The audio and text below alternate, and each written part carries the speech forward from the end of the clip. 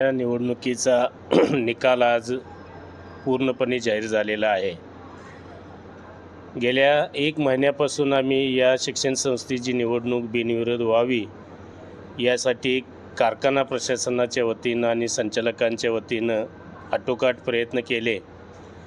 पण काही हट्टी लोकांच्यामुळं या निवडणुकीला आम्हाला सामोरे जावं लागलं. आम्ही सुरुवातीपासून त्यांना ज्या एकूण शीटची ऑफर देत होतो त्यापैकी फक्त एकच त्यांना मिळाली. आम्ही 2 द्यायला तयार झालो होतो.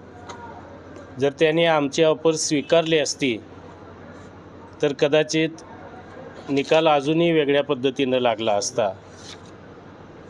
आणि त्याच्याही अगोदर सर्वपक्षीय मिटवण्याच्या दृष्टिकोनातून जे प्रयत्न चाललेले होते तेही त्याने ऐकले असते तर ज्या सभासदांनी आमच्यावर विश्वास टाकला त्या सभासदांचंही समाधान झालं असतं. या एकूण निवडणुकीच्या कालावधीमध्ये प्रत्येक गावामध्ये स्वर्गीय आमदार आदरणीय PN पाटील साहेब यांच्यावरती विश्वास ठेवून सभासदांनी आम्हाला प्रचंड असा प्रतिसाद दिला आणि म्हणून या निवडणुकीमध्ये आम्ही यशापर्यंत पोचू शकलो. जरी एक उमेदवार आमच्यातील पराभूत झाला असला तरी त्या उमेदवाराचा योग्य ठिकाणी या आघाडीच्या वतीनं सन्मान केला जाईल भविष्यामध्ये.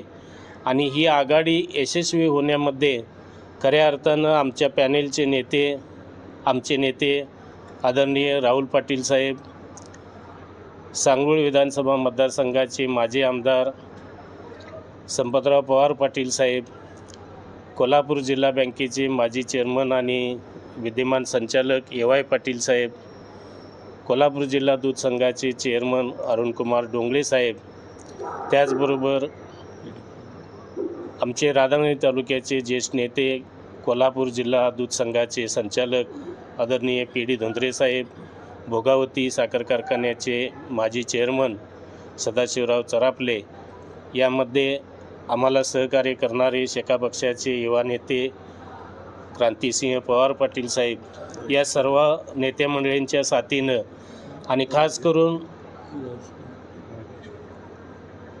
मला या ठिकाणी उल्लेख करावा लागेल की आमच्या कारखान्याचे जे संचालक आहेत त्या संचालकाने या विजयामध्ये फार मोठा मोलाचा वाटा उचललेला आहे आणि आम्हाला सहकार्य केलेलं आहे. या एकूण प्रक्रियेमध्ये आमच्या पाठीशी खंबीरपणे कोल्हापूर जिल्हा बँकेचे संचालक आमचे नेते राजेश पाटील यांनी आम्हाला प्रचंड अशी साथ दिलेली आहे. त्याचबरोबर या कारखान्याच्या परिसरामध्ये असणारे सर्वच आजी-माजी संचालक ज्यांनी आमच्या विनंतीला मान देऊन या निवडणुकीमध्ये फॉर्म भरला नाही आणि या नवीन असणाऱ्या चारित्र्य संपन्न अशा उमेदवारांना निवडून आणण्यासाठी मोलाची साथ दिली, या सर्वांचं मी या भोगावती शिक्षण प्रसारक मंडळाच्या वतीनं मनःपूर्वक अभिनंदन करतो आणि आभारी मानतो.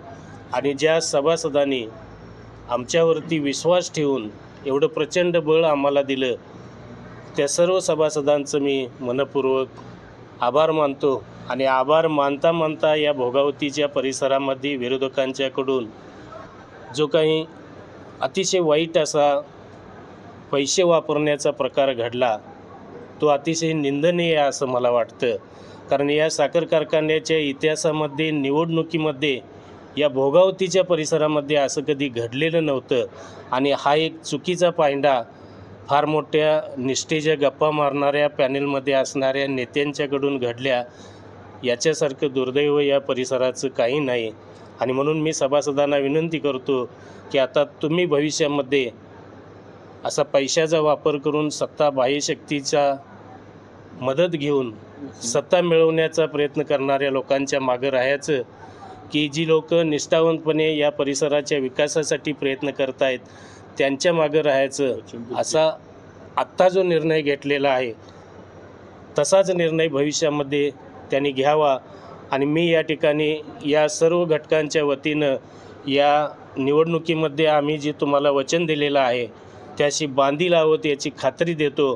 कोणत्याही परिस्थितीमध्ये या शिक्षण संस्थेची घटना ही आम्ही दुरुस्त करणार आणि या परिसरामध्ये असणाऱ्या शेतकऱ्याच्या गरीबातील गरीब मुलाला किफायतशीर फीमध्ये आणि चांगल्या दर्जाचं तांत्रिक शिक्षण किंवा व्यवसायाभिमुख शिक्षण हे उपलब्ध करून देण्याचा आम्ही प्रयत्न करणार याची ग्वाही या ठिकाणी या विजयाच्या निमित्तानं मी आपल्या सर्वांना देतो.